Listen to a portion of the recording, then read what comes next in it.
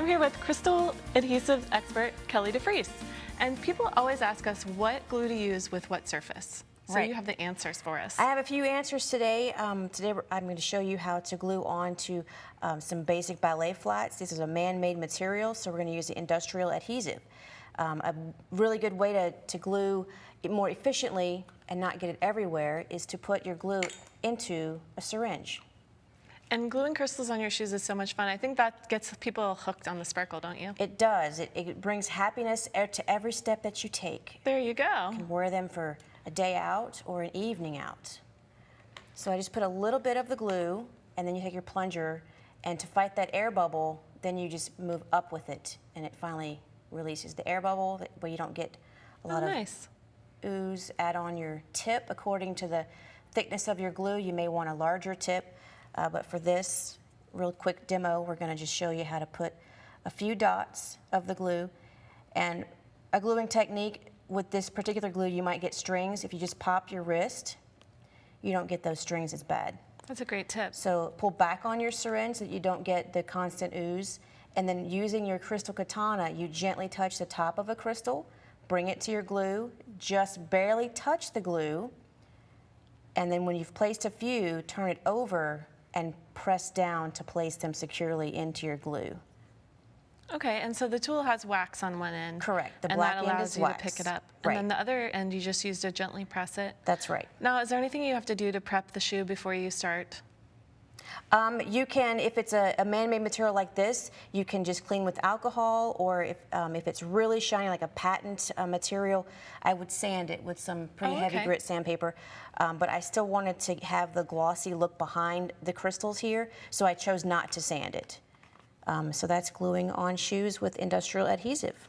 So what's next? Well, I'm going to show how to glue onto metal. So we're going to use a 5-minute 2-part epoxy. Just takes equal amounts of each. Doesn't take very much for this particular project. And how do you decide whether you're using the 5-minute epoxy or something that has a longer time? Good question. The longer cure time, 30-minute, 15-minute, I've even seen 90-minute cure times. The longer the cure, the stronger the bond, and possibly the more flexible bond. This we're going to set into a bezel, so we don't need crazy cure times or flexible strengths. Just quickly with your paintbrush, you only want to mix this for about a minute because it is a 5-minute cure and it's going to harden pretty quickly. And then take your bezel, and it doesn't take very much of the epoxy at all. You want to move pretty quickly with this process. And if you were doing this on a car or something, you might use a longer cure time? Correct. When I do car parts, automobiles, the hoods, or the wheels, I definitely find a 90-minute epoxy. That way you have a couple of hours of working time. Would you say most jewelry projects are the 5-minute variety? I would say so, yes. Definitely. So we're going to pop this shape into its home. So you have the pre-cut crystal sheets. Correct, yep. That looks so pretty. And there you have it. Great pendant. Yeah, very So nice. in 5 minutes, that'll be dry. That will be. You can wear it out till your lunch break. All right. And so next we're going to use a rhinestone adhesive with the syringe method as well. And the same drill. I like to fill my syringes sideways. Why do you do that? Just because the glue will run down to the end. Oh, that makes sense. And then you're fighting having it coming out as you're Right. putting the plunger in. So I keep it sideways to let the air bubble tunnel remain.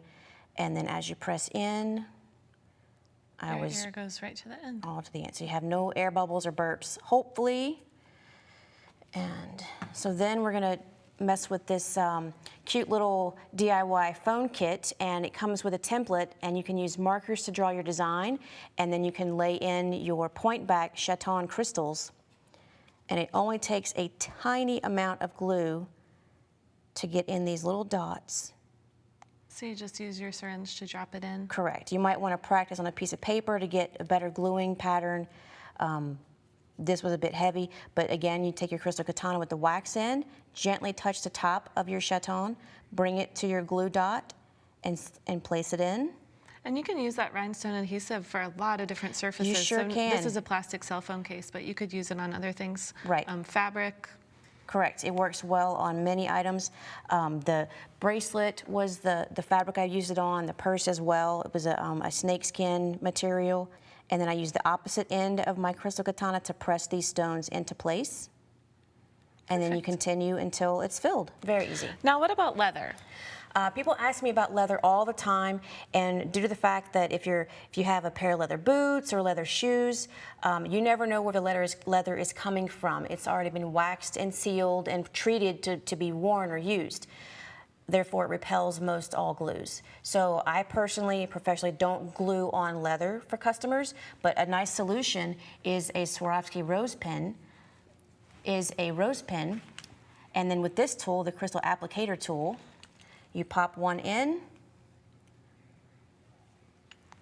and then you grab your leather material, and you squeeze, and it actually bites into that leather, and now you don't have a gluing problem on leathers. Yeah, and let's take a look at the back. You can see it's really nice and smooth. Right, the teeth fold in on themselves. Yeah, and we can explain a little bit about rose pins too.